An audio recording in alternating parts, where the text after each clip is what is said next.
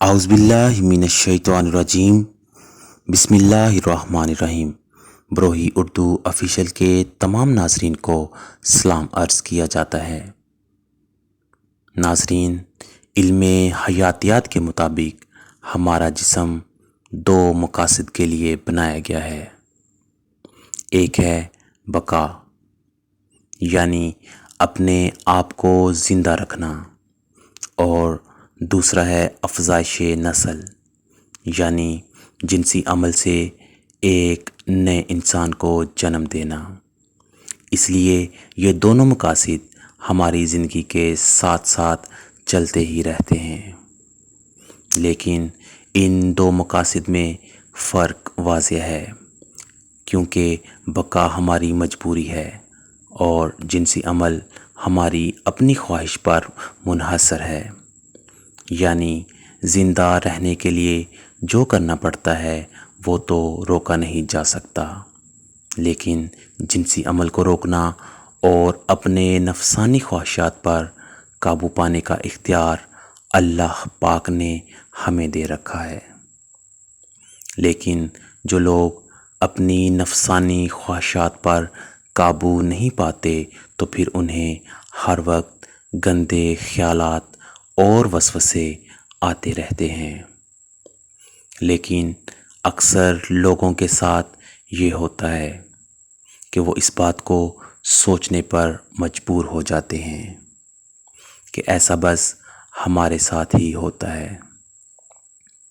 ان کا کہنا ہے کہ اگر یہ خیالات ہم کو ہی آتے ہیں تو ہم سب سے برے انسان ہیں۔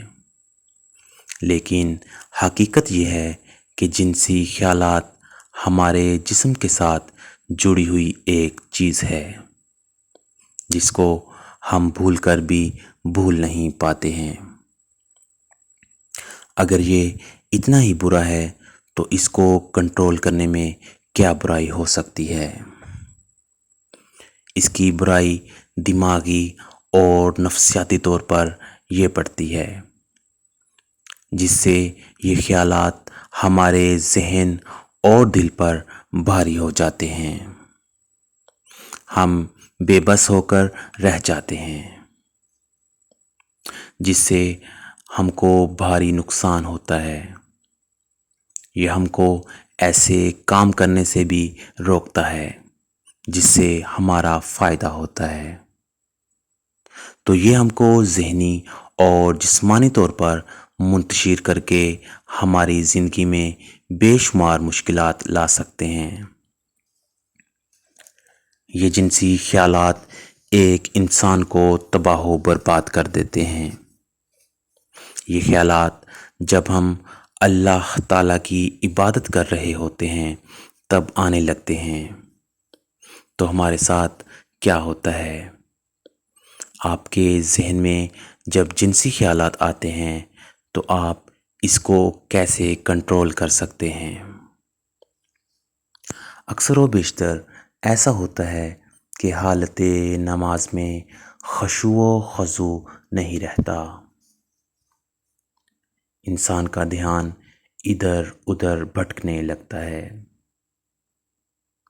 دنیاوی خیالات دل و دماغ کو گھیر لیتے ہیں۔ انسان بظاہر ارکان نماز ادا کر رہا ہوتا ہے، مگر اس کی توجہ کہیں اور ہوتی ہے۔ نماز میں وسوسے یا دنیاوی خیالات کا آنا بہت عام چیز ہے۔ اسی لیے اللہ کے رسول حضرت محمد صلی اللہ علیہ وآلہ وسلم نے فرمایا کہ میری امت سب سے پہلے جس شے سے محروم ہوگی وہ خشوع ہے۔ خشوع سے مراد وہ کیفیت ہے جس میں انسان کا دل شوق الہی سے بھرپور ہو، لبوں سے ادا ہونے والے الفاظ کا اظہار اعضائے جسمانی سے بھی ہو رہا ہو، جسم کعبہ کی طرف اور دل رب کعبہ کی طرف متوجہ ہو۔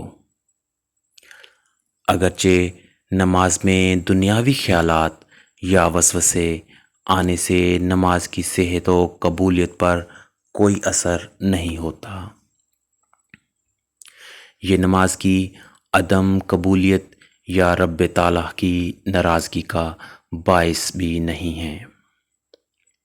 تاہم ان دنیاوی خیالات کو طول نہیں دینا چاہیے، بلکہ فوراً چھٹک دینا چاہیے، اور جہاں تک ممکن ہو کوشش کریں کہ نماز میں خشوع و خضوع برقرار رہے۔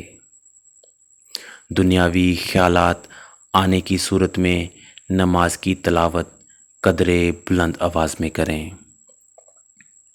اس سے آپ کی توجہ خیالات سے ہٹ کر نماز کے الفاظ پر ہو جائے گی۔ مزید یہ کہ کچھ صورتوں یا آیات کا ترجمہ یاد کر لیں اور نماز میں ان کی تلاوت کریں۔ تلاوت کرتے ہوئے ان آیات کا ترجمہ بھی ذہن میں دہراتے رہیں۔ اس سے دھیان ادھر ادھر نہیں بھٹکے گا۔ وسوسہ بیماری کی ایک قسم ہے جو کہ شیطان کے انسان پر حاوی ہونے کی وجہ سے پیدا ہوتی ہے، یا پھر نفس امارہ کا جب غلبہ ہو تب وسوسے آتے ہیں۔ اس لیے وسوسوں کا علاج ایمان کو قوی بنانے سے ہوگا، نیز شیطان کے راستوں کو کمزور بنانے سے علاج میں مدد ملے گی۔ آپ کثرت کے ساتھ نیکیاں کریں، اللہ تعالیٰ کی جانب رجوع کریں، زیادہ سے زیادہ ذکر، تسبیح اور استغفار کریں، نماز کی طرف لوٹیں اور اللہ کے سامنے گڑ گڑائیں۔ اللہ تعالیٰ آپ کی دعاؤں کو ضرور قبول فرمائے گا۔ اللہ تعالیٰ تو بندے پر بندے سے بھی زیادہ رحم کرنے والا ہے۔ وسوسوں کے علاج کے لیے مفید ترین ذریعہ یہ ہے کہ جب بھی وسوسہ آئے تو وسوسہ بالکل ختم ہو جانے تک اپنا ذہن کسی اور جانب متوجہ کر لیں۔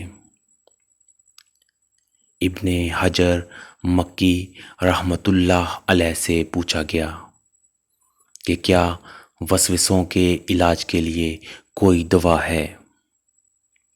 تو انہوں نے جواب دیا، اس کی ایک بہترین دوا جو ہے وہ یہ ہے کہ آپ وسوسے سے ذہن کو مکمل طور پر کسی اور جانب مصروف کر لیں، چاہے دل میں کچھ بھی خیالات آئیں، کیونکہ جب انسان وسوسوں کی جانب توجہ نہیں کرتا تو وسوسے کو ذہن میں قدم جمانے کا موقع نہیں ملتا، بلکہ کچھ ہی دیر میں وسوسہ ہوا ہو جاتا ہے۔ یہ بہت ہی مجرب نسخہ ہے، بہت سے لوگ اس کو اپنا کر کامیاب ہوئے ہیں، لیکن اگر کوئی شخص وسوسوں کے پیچھے لگ جائے اور وسوسوں کے مطابق عمل کرنے لگے تو پھر وسوسے تسلسل کے ساتھ آنا شروع ہو جاتے ہیں اور انسان کو پاگل بنا دیتے ہیں، بلکہ پاگلوں سے بھی برا حشر کر دیتے ہیں۔ ہم نے وسوسوں میں ملوث بہت سے لوگوں کو دیکھا ہے کہ جب وہ وسوسوں کے پیچھے لگے اور ان وسوسوں پر کان دھرے تو وسوسوں نے انہیں شیطان تک پہنچا دیا۔ اگر کوئی وسوسوں کی بیماری میں مبتلا ہے تو اسے یہ بات ذہن نشین کر لینی چاہیے کہ اسے ذہن میں آنے والے خیالات کی وجہ سے باز پرس کا سامنا نہیں کرنا پڑے گا۔ چاہے خیالات کتنے ہی گندے کیوں نہ ہوں، چاہے یہ خیالات نماز میں آئیں یا عام حالت میں، بشرط کہ انسان ایسے خیالات سے نفرت کرے، ان کو ختم کرنا چاہتا ہو اور ان سے اپنا پیچھا چھڑانا چاہتا ہو۔ اس کی دلیل صحیح مسلم 132 میں ہے کہ ابو ہریرہ رضی اللہ تعالی عنہ کہتے ہیں کہ نبی کریم صلی اللہ علیہ وآلہ وسلم کے کچھ صحابہ کرام آئے اور آپ سے پوچھا کہ ہمارے دلوں میں ایسے تصورات اور خیالات آتے ہیں جو ہم میں سے کوئی بھی اپنی زبان پر نہیں لا سکتا، تو رب کریم صلی اللہ علیہ وآلہ وسلم نے پوچھا، کیا اسے بیان کرنے سے ناگواری تم نے اپنے دل میں پالی ہے؟ انہوں نے کہا جی ہاں، تو آپ صلی اللہ علیہ وآلہ وسلم نے فرمایا یہی صریح ایمان ہے۔ رسول اللہ صلی اللہ علیہ وآلہ وسلم سے صحیح بخاری اور مسلم وغیرہ میں ثابت ہے کہ آپ صلی اللہ علیہ وآلہ وسلم نے فرمایا، بے شک اللہ تعالیٰ نے میری امت کے لیے دل میں آنے والے خیالات کو معاف کر دیا ہے جب تک ان پر عمل نہ کیا جائے یا انہیں زبان پر نہ لایا جائے۔ آپ صلی اللہ علیہ وآلہ وسلم کا یہ بھی فرمان ہے کہ لوگ سوالات کرتے ہوئے بڑھتے چلے جائیں گے یہاں تک کہ کہا جائے گا یہ تو اللہ کی پیدا کردہ مخلوق ہے، تو اللہ کو کس نے پیدا کیا ہے؟ چنانچہ اگر کسی کے دل میں یہ بات آئے تو کہہ دے میں اللہ اور اس کے رسولوں پر ایمان لایا۔ جب ہم اللہ تعالیٰ کی عبادت پوری دلجوئی سے کریں گے تو وسوسے ہمارے دلوں میں پیدا نہیں ہوں گے۔ جب ہم وسوسوں کے پیچھے لگ کر اپنے دل کی کوئی بری بات کی طرف متوجہ نہیں ہوں گے تو یہ وسوسے خود بخود آپ کے دل سے جاتے رہیں گے۔ ہمیں چاہیے کہ ہم موبائل یا پھر گندی ویب سائٹ کی طرف توجہ کرنی چھوڑ دیں، تو ہم ان وسوسوں سے بڑی آسانی سے بچ سکتے ہیں۔ ہم کو چاہیے کہ اپنے آپ کو اللہ تعالیٰ کی عبادت میں مصروف کر لیں